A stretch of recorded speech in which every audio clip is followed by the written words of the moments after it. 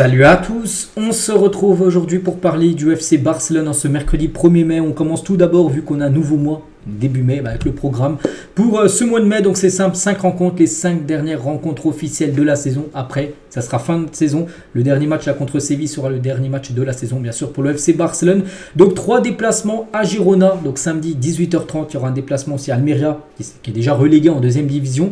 Et le 26, un déplacement à Séville et 2 réceptions, la Real Sociedad le 13 et l'équipe, ça doit être le Rayo Vallecano le 19. Donc voilà, vous avez tout le programme, bien sûr, hein,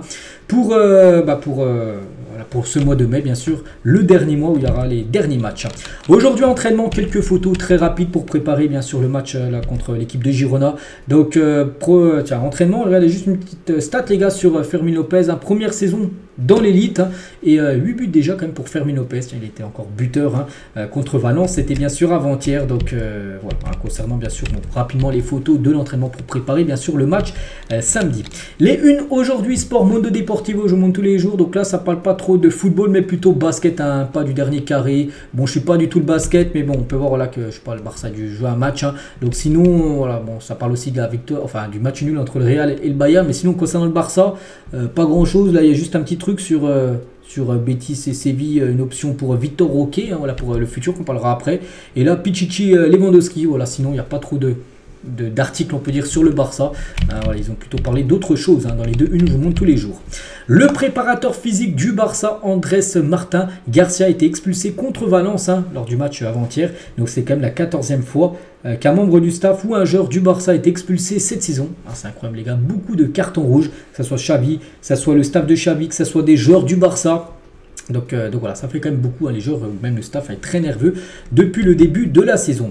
Toujours sur ce match, les gars, contre Valence, on revient, hein, donc les notes des joueurs du journal Sport pour le match contre Valence. Donc voilà, toutes les notes, donc là les titulaires et ceux qui sont rentrés en cours de jeu, donc les notes les plus hautes, hein, donc Lewandowski triplé, bien sûr, la note la plus haute, une note de 9 sur 10, hein, une belle note aussi pour Fermín López, buteur, mais également très bon dans le jeu, 8, Chris Nansen, une note de 7, hein. Bon, après il y en a qui ont déçu, Ter Stegen, les gars, Ter Stegen, Boulette 4, Araujo 5, malgré aussi son penalty provoqué. Koundé 4, les gars, il n'a pas été bon. Il y a des joueurs qui sont rentrés. Tiens, Pedri, les gars, une note de 7. Donc voilà, toutes les notes, bien sûr, hein, voilà, on a pu voir par rapport au match contre Valence. Et toujours, tiens, sur cette rencontre, Ferran Torres, les gars, il était très nerveux, très énervé, surtout, hein, très en colère, car il n'a pas tiré le coup franc qu'il a obtenu. Il n'a pas célébré le but de Lewandowski, a été le premier à se rendre vers le tunnel après la fin du match. On peut voir là quand Lewandowski a marqué, bien sûr, son but. Hein. Donc Ferran n'a pas célébré le but sur coup franc de Lewandowski, sublime coup franc en plus, hein, car il voulait le prendre, hein, il est parti directement dans le tunnel. On peut voir, voilà, tout le monde court, hein, vers Lewandowski, à part Ferran. Regardez, il s'est retourné parce qu'il voulait tirer le coup franc. Bon, après peut-être il a fait le bon choix de ne pas retirer parce que Lewandowski l'a marqué. Bon, après peut-être Ferran l'aurait marqué aussi, mais voilà, Ferran était déçu. Bon, voilà, on espère que c'est juste une broutille et que les deux, voilà, sont reparlés, parce qu'on va pas polémiquer tout simplement par rapport à ça, surtout que ça a fini quand même en but, hein. Et le Barça n'abandonnera pas Ferran Torres, car il le considère comme un joueur important et le joueur a toujours montré son engagement et son désir de réussir à Barcelone. On espère ça que la saison prochaine il devrait être conservé, Ferran Torres, hein, pour une saison de plus. On revient, les gars, sur le but. Souvenez-vous de Félix contre, c'était Las Palmas, je crois. Donc contre Cadix, hein, c'est marqué au-dessus, mais Las Palmas, ça me faisait penser, parce qu'ils ont aussi les maillots jaunes à Las Palmas, bref. Donc il a été élu plus beau but du mois d'avril. Ah, il y a une catégorie, au moins 5-6 buts différents, et c'est le retourné acrobatique de Félix, hein, qui a été le plus beau but du dernier mois, mérité. Le Barça travaille sur les transferts d'Ansu Fati et de Clément Lenglet en Arabie Saoudite, parce que ces deux joueurs appartiennent au Barça, mais prêtés, l'un Brighton, l'autre à Aston Villa, et le Barça aimerait en gros les vendre à ces deux-là en Arabie Saoudite et récolter de gros montants par rapport à une vente, hein, surtout Fati, les gars, qui pourraient être vendus très cher. Donc bon, après, est-ce que les joueurs vont vouloir jouer en Arabie Saoudite? C'est pas sûr. Après, ça peut peut-être les motiver niveau peut-être salaire, hein, parce qu'on pense en signant en première division saoudienne, hein, ça pourrait être un contrat très juteux. Le Barça a l'intention d'informer Vitor Roque de son intention de l'envoyer en prêt pour la saison prochaine, hein. Souvenez-vous, je vais montrer la une journal sport, ça parlait un peu de Vitor Roque, et deux équipes, hein, Séville et Real Betis, sont intéressées par la signature en prêt de Vitor Roque. Tiens, les gars, une question pour vous, Vitor Roque en prêt, est-ce que vous êtes plutôt pour ou plutôt contre, hein, pour la saison prochaine? Donc un prêt, ça peut être un prêt sans option d'achat, ce qui veut dire au bout d'1 ou 2 ans, il revient au Barça sans souci, hein, y a pas de, il reste du coup avec son nouveau club, donc moi je partirais sur oui, hein, voilà, comme ça il pourrait prendre un peu plus de temps de jeu, parce qu'il est jeune, il a 18 ans, et quand tu es jeune, tu as besoin de jouer. Et là, on pense déjà cette saison, il joue peu. On pense la saison prochaine, ça sera pareil. Parce que Lewandowski va rester au club.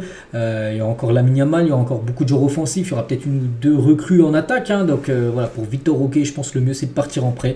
Donc pourquoi pas en Liga? Tiens, Séville ou le Betis Séville peut être bien sûr des options pour lui, comme ça il resterait bien sûr dans la Ligue espagnole. Christensen souffre d'une gêne au tendon d'Achille depuis le début de la saison, mais il se pousse à aider l'équipe.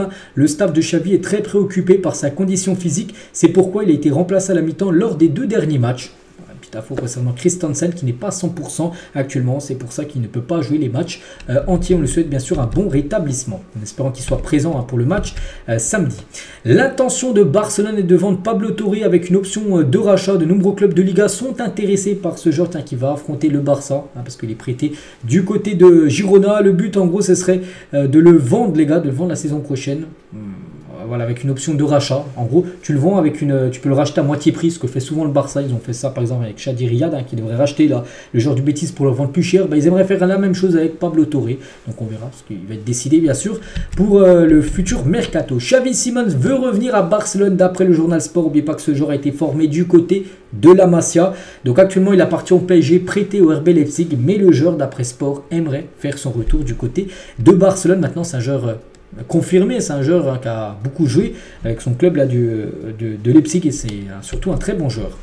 Un journaliste il a dit sur Guido Rodriguez, donc c'est vrai que Guido Rodriguez est l'un des 6 que Xavi aime le plus. Lorsque le Barça cherchait le remplaçant de Sergio Busquets, l'équipe de reconnaissance du club, ceux qui regardent les joueurs qu'il faut aller chercher en gros, a réalisé une série de rapports pour trouver le joueur qui ressemble le plus à Busquets et c'est Guido Rodriguez qui était sur la liste tout simplement.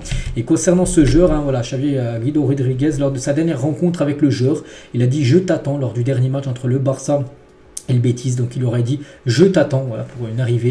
Mais pas que je crois que le jeu, en plus j'en ai parlé, il est intéressant parce que il est bon et surtout il est libre. Je crois qu'il est en fin de contrat là au 30 juin prochain, dans 2 mois, donc c'est un joueur qui peut arriver gratuitement au club. Donc ce sera en gros le nouveau Sergio Busquets. On verra si ça va être réalisable ou non. Concernant Pablo Torre, on a un petit peu parlé tout à l'heure, on va pas en reparler. On va parler de Rafinha, les gars. Lors des 11 derniers matchs, Barcelone a marqué 22 buts et Rafinha a participé à 10 d'entre eux. 5 buts et 5 passes D pour le Brésilien. C'est vrai que lui en début de saison ça a été un peu compliqué. En plus il avait des blessures. Je me souviens qu'il avait pris des suspensions, il a pris quelques rouges, 1 ou 2 rouges en début de saison parce qu'il a fait loupé des matchs. Mais là sur les 11 derniers matchs, les gars, il a marqué 10 fois décisif, 5 buts, 5 passes D, c'est pas mal, c'est peut-être le joueur le plus en forme là sur les dernières rencontres, le joueur Rafinha. Et Rafinha, tiens, sur Instagram, il a envoyé du soutien à Ter Stegen par rapport à sa boulette avant-hier. Nous sommes tous humains, tu es toujours le meilleur Ter Stegen. Donc voilà le beau message qu'il a pas envoyé au gardien allemand. Le Real Madrid a dépassé le FC Barcelone dans la course au prodige argentin Franco Mastantuono. Donc c'est un joueur que le Barça aime, mais aussi le Real Madrid et du coup les 2 gros clubs espagnols veulent ce joueur. Donc il a seulement 16 ans, il joue à River Plate, c'est un joueur argentin. Donc voilà, on peut voir d'après Sport que le Real Madrid a dépassé le Barça dans la course à la signature. Bon, rien n'est fini encore, mais bon, il va falloir s'activer, sinon le Barça pourrait laisser encore filer une pépite. Rafinha sera appelé en équipe nationale brésilienne pour la Copa América cet été. C'est plutôt mérité, tu en parlais de lui juste avant, avec ses stats, tout ça. Donc il devrait être appelé avec le Brésil pour jouer cette Copa América. Le Barça veut renouveler Araujo et Laporta est optimiste, mais le Bayern et Manchester font pression pour sa signature. C'est vrai que ce joueur, moi je ne vous cache pas, je pense qu'il va être vendu à Araujo. Je pense qu'une offre de 90 millions d'euros va arriver et le Barça devra le vendre et le vendra certainement. Donc voilà, le Bayern et Manchester pourraient être un club où il pourrait jouer la saison prochaine. Après bien sûr, tu récupères cette somme, tu perds un grand joueur, même si les derniers matchs, il est beaucoup critiqué. Mais avec 4 millions d'euros, tu peux aller chercher bien sûr un très bon défenseur central. Alejandro Balde n'est pas intransférable pour le Barça. Si une offre importante arrive, le club l'examinera pour la saison prochaine, pour le futur mercato. C'est vrai que là, cette saison, ça a été une saison oubliée. Pourquoi? Parce que déjà, la première partie de saison n'a pas été bon.